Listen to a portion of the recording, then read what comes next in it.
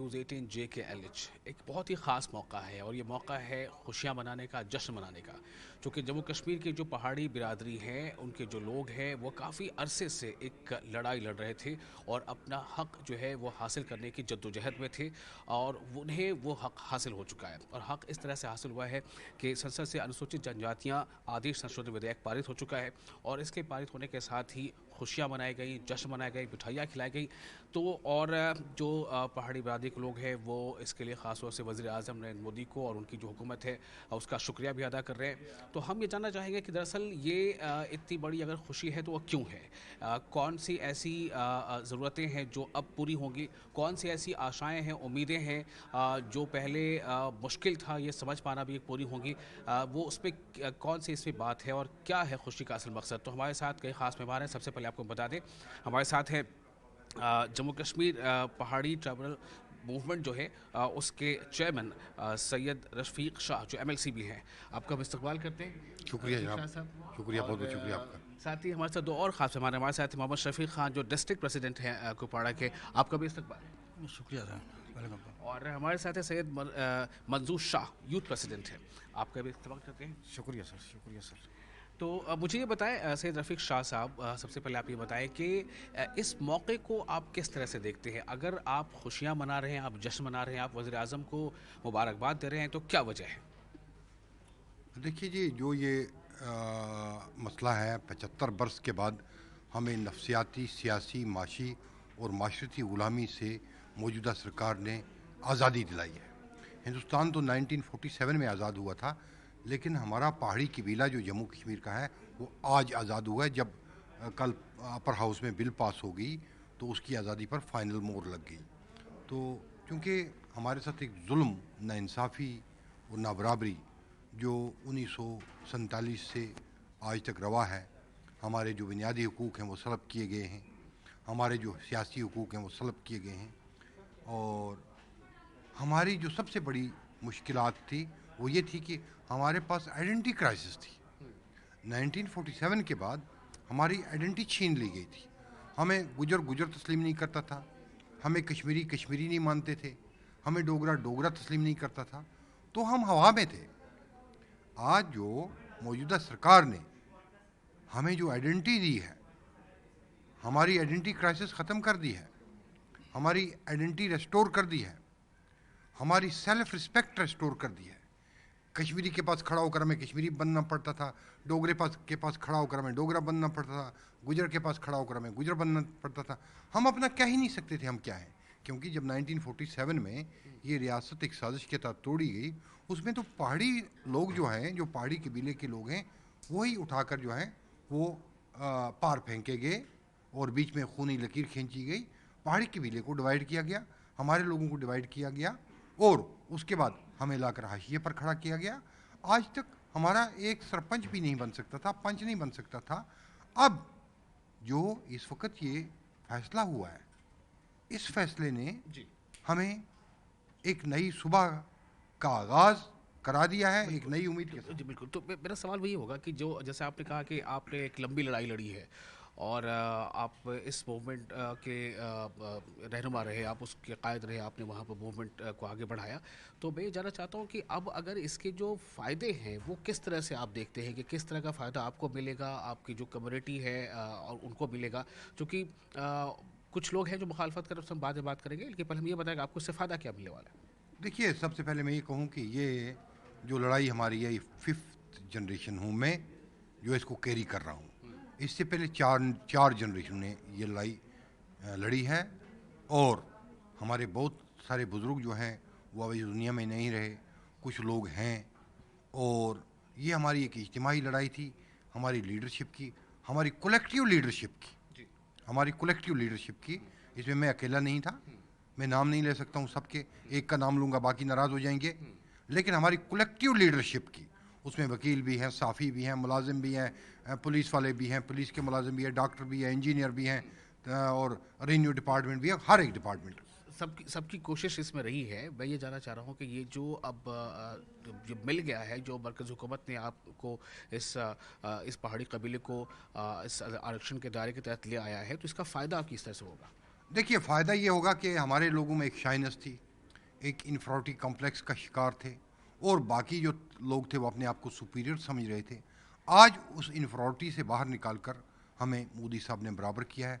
हम सुपीरियर भी नहीं होना चाहते हैं, लेकिन इन्फीरियर भी नहीं रहना चाहते हैं। जब कल किसी एक पहाड़ी गरीब पहाड़ी का जो बच्चा है वो कल मुलाजिम होगा, कोई डीसी होगा, कोई एसपी होगा, कोई तहसीलदार होगा, कोई चीफ सेक्रेटरी तक जाएगा, तो ऑटोमेटिकली शाइनेस ख़त्म हो जाएगी। हमारे लोग शाइनेस का शिकार हैं। वो तो हमारे लोगों को 1947 के बाद हमारे पहाड़ी लोगों को इसी चीज़ के लिए रखा था।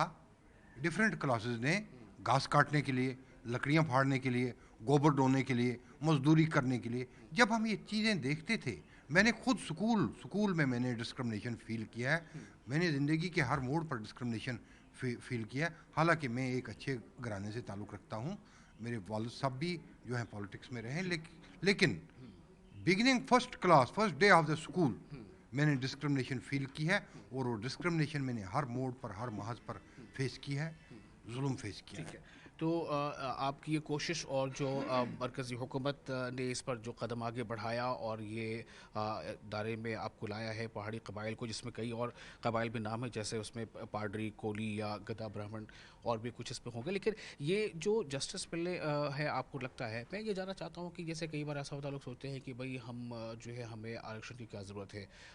तो आपने अभी कही कि इन्फीरियरिटी सुपीरियरिटी, क्या आपको ये लगता है कि आरक्षण के दायरे में आने से अब आप इन्फीरियरिटी के दायरे से बाहर हो गए? देखिए, इन्फियोरिटी सुपीरियरिटी का जहाँ तक ताल्लुक़ है, वो ये है कि हमें हमें इन्फीरियर समझा जाता था, अनटचेबल समझा जाता था। अब मेरे जो गुजर भाई हैं वो इस चीज़ को नहीं मानते हैं, लेकिन मैं जानता हूँ। मैं जानता हूँ, मैंने फेस किया है। हमें अनटचेबल समझा जाता था, पॉलिटिकली अनटचेबल, सोशली अनटचेबल। और वो जो आइडेंटिटी क्राइसिस थी, जो हम इन्फियोरिटी कॉम्प्लेक्स का शिकार बनाए गए थे या इन्फीरियर हमें समझा जाता था। कल हमारा बच्चा जब डीसी बनेगा, जब एसपी बनेगा, जब उसको वो एक बिजनेसमैन बनेगा, जब उसको मुल्क के आला जो है तालीमी इदारे हैं उनमें तालीम पढ़ने का मौका मिलेगा, जब वो पार्टिसिपेट हो जाएगा आर्मी में, नेवी में, हैं, एयरफोर्स में, और यूपीएससी क्वालिफाई करेगा, तो ऑटोमेटिकली वो शाइनेस वो जो है वो ख़त्म हो जाएगी। वो और वो समाज का एक पिछड़ा हुआ तबका जो है, पहाड़ी कबीला जो नीचे दबा हुआ है, वो ऊपर आएगा, इक्वल हो जाएगा, इक्वल जस्टिस हो जाएगा। मैं थोड़ा इन लोगों से भी रिएक्शन लेता हूँ। हमारे साथ बताएं आप, मंजूर शाह साहब, आप क्या देखते हैं, क्या फ़र्क पड़ने जा रहा है इससे और कितना कुछ बदलेगा? सर, मैं गवर्नमेंट का शुक्रिया अदा करता हूँ, मोदी साहब का शुक्रिया अदा करता हूँ, अमित शाह साहब का शुक्रिया अदा करता हूँ, और हुकूमत के जिस भी मिनिस्टर ने, कार्यकर्ता ने, किसी ने भी हमारा मतलब जो है ये मामला हल करने में कोई कसर नहीं छोड़ी। तो इसका मैं बहुत बहुत शुक्रगुजार हूँ, क्योंकि आज तक हम पैदा ही नहीं हुए थे। हमारा जो हिंदुस्तान है ये तो 1947 में आज़ाद हो चुका था, लेकिन हम कहीं नक्शे पर एग्जिस्ट ही नहीं करते थे। और शुक्रिया मोदी साहब का कि इन्होंने हमें आज की डेट में एग्जिस्टेंस दी। क्योंकि जहाँ से सड़कें ख़त्म होती थी वहाँ से पहाड़ी शुरू होता था, जहाँ से बिजली ख़त्म होती थी वहाँ से पहाड़ी शुरू होता था, और जहाँ से कोई भी आज की दुनिया में, आज चूँकि दुनिया मतलब 5G के वक्त में जी रही है, और हम आज भी 300 साल पीछे की ज़िंदगी जी रहे। जिस इलाके से मैं बिलोंग करता हूँ, तो मेरे इलाके में आज भी बिजली की तारें चीर के लगाई हुई हैं, और जो कभी बारिश होती है, बर्फ़ होती है, तो हम खुद लोग, बच्चे लोग बाहर निकल के उन तारों को रस्सियों से बांध के खींच के तो कभी बिजली देखते हैं, कभी नहीं देखते।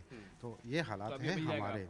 तो हमें उम्मीद है कि हमें जब इस सरकार ने जब पैदा किया, इस चीज़ को मैं कहूँगा कि आज हम लोगों ने जन्म लिया है।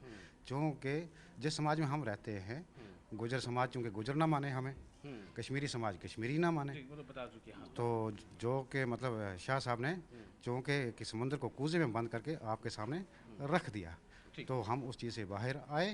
तो जब हम पैदा हो गए तो अब हम ग्रो करेंगे। और इस और मैं आपको बताऊं कि हमारे साथ मोहम्मद शफीक ख़ान भी है, डिस्ट्रिक्ट प्रेसिडेंट हैं कुपवाड़ा के।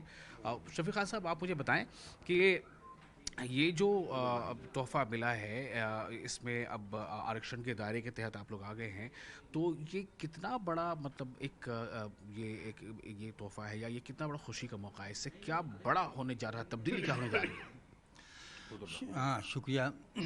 ये जो आपने फरमाया कि इससे क्या मिलने वाला है, इससे हमारी कौम को बहुत कुछ मिलने वाला है।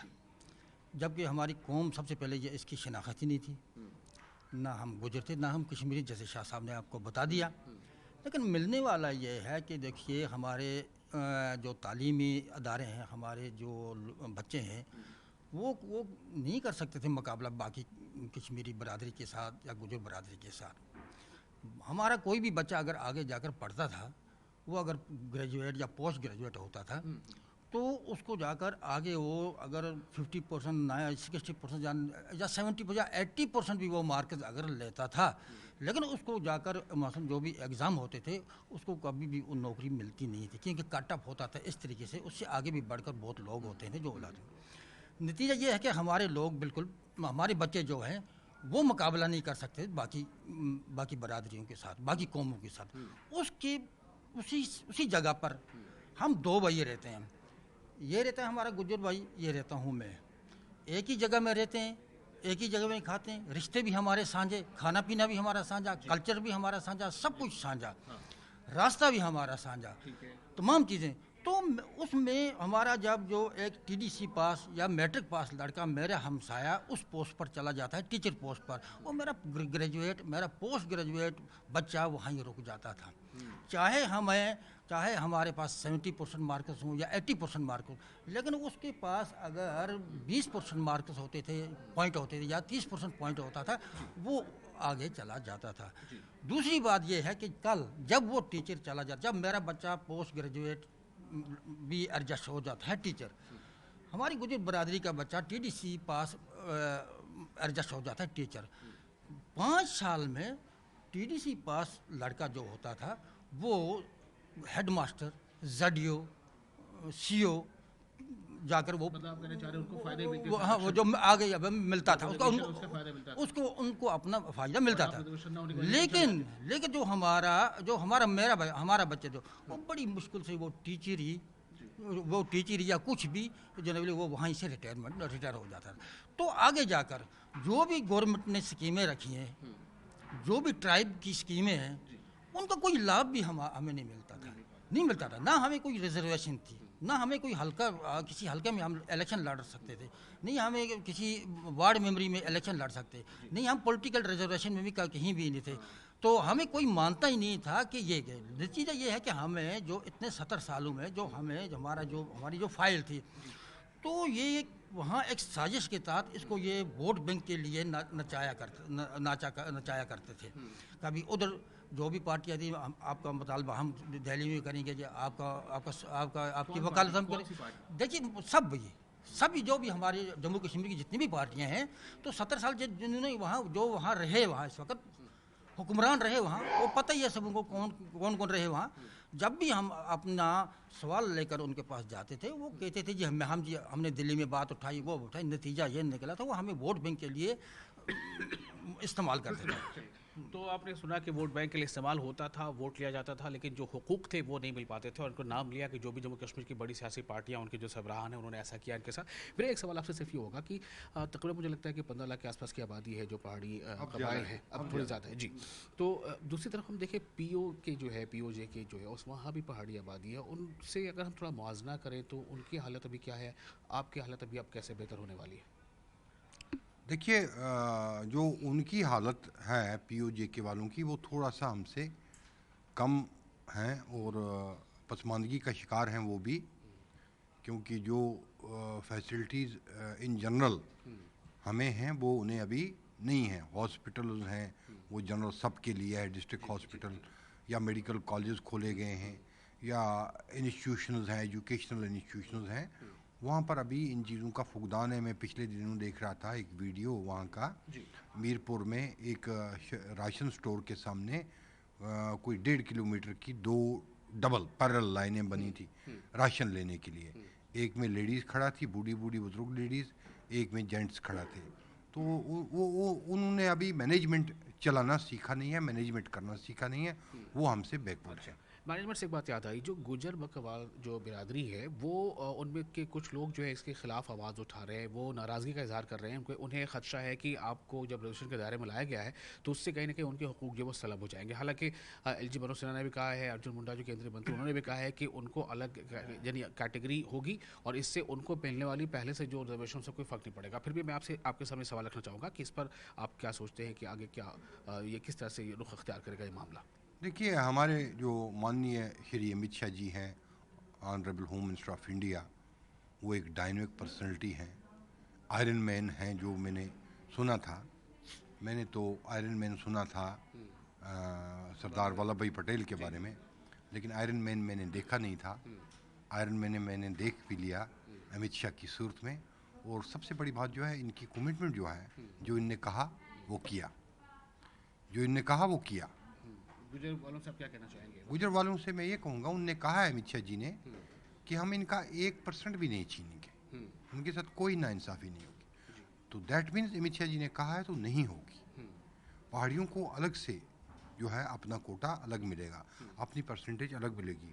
और मैं यही कहूँगा माननीय अमित शाह जी से और सरकार से, ऑनरेबल मोदी जी से, कि गुजरों के कोटा में से 1% आधा परसेंट भी छीन कर हमें नहीं दिया जाए, हमारे लिए अलग कोटा किया जाए। हाँ, जहाँ तक आपने कहा प्रोटेस्ट का, मैं कहूँगा ये अनलॉफुल है, अनकॉन्स्टिट्यूशनल है। बिकॉज हम अपने कॉन्स्टिट्यूशनल राइट्स मांग रहे हैं, हम फंडामेंटल राइट्स मांग रहे हैं, हम अपने बुनियादी हुकूक मांग रहे हैं। तो ऐसा कोई प्रोविज़न नहीं है, कोई कॉन्स्टिट्यूशनल प्रोविज़न नहीं है, इंटरनेशनल लॉ में भी ऐसा कुछ नहीं है कि मुझे अपने हुकूक मिल गए हैं और मैं प्रोटेस्ट करूं कि आपको जो है आपके हुकूक न दिए जाएं। ये तो अनलॉफुल है, अनकॉन्स्टिट्यूशनल है। और हम तो कॉन्स्टिट्यूशनल लड़ाई लड़ रहे थे और कॉन्स्टिट्यूशनल राइट्स मांग रहे थे। और इंटरनेशनल लॉ को आप पढ़ें, वहाँ भी ये लॉ है कि जो ट्राइब्स हैं उनका जो कल्चर है, हेरिटेज जो है, उसको प्रोटेक्ट करना गवर्नमेंट पर एक बाइंडिंग होती है, ये सरकार की एक जिम्मेदारी होती है।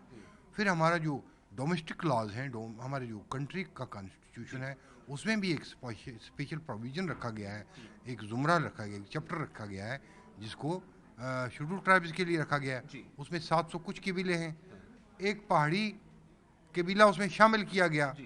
तो हिंदुस्तान में तो यहाँ अरबों रुपए का, 1.5-2 अरब रुपए का केले का छिलका सड़क पर पड़ जाता है दिन में, यहाँ इतनी पॉपुलेशन है। ये जो मैं कहूँगा जो ये जो प्रोटेस्ट है, ये जो मुखालफत है, ये मैनेज्ड है। ये मैनेज्ड है इसलिए कि कुछ लोगों की सियासी दुकानें जो इस नाम पर गुजर पहाड़ी के नाम पर चल रही थी, कश्मीरी वर्सेस पहाड़ी के नाम पर चल रही थी, गुजर वर्सेस कश्मीरी के नाम पर चल रही थी, डोगरा वर्सेस कश्मीरी के नाम पर चल रही थी, या हिंदू मुसलमान के नाम पर चल रही थी, ये सारी दुकानें अब बंद हो गई, ये चैप्टर क्लोज हो गए।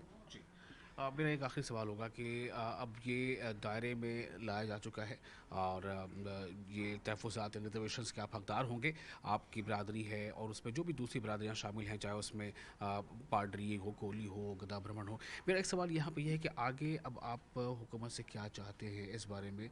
शुक्रिया के साथ आप क्या और अपनी बातें सामने रखना चाहेंगे? देखिए जी, मैं हुकूमत का शुक्रगुज़ार हूँ। मैं माननीय नरेंद्र मोदी जी का, श्री अमित शाह जी का, माननीय जो है हमारे जेपी नड्डा साहब हैं, श्री तरन चुग जी हैं, श्री अर्जुन मुंडा जी हैं, श्री अंतरीक्ष कुमार जी हैं जो संघ के हैं। संघ का बहुत बड़ा रोल रहा, मैं संघ का ज़ाती तौर शुक्रगुज़ार हूँ और मैं उनका शुक्रिया अदा करता हूँ, संघ का, आरएसएस का, कि जिन्होंने इसमें स्टैंड लिया।